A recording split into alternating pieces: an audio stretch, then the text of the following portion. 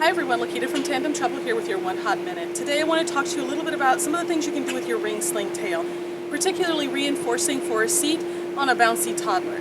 So meet CJ here, he's our newest addition, and I want to show you what I do with the tail when we have a bouncy toddler. So I have all this extra tail, I'm going to bring it across the baby, and then I'm going to tuck it under the seat, all the way through up to my chest, if I have that much length. And that will allow me to give them an extra space to bounce. So when they start to bounce, which we know they will, they'll bounce through and they'll pull against the tension of the tail and the bottom edge, and that will keep them steady in their seat.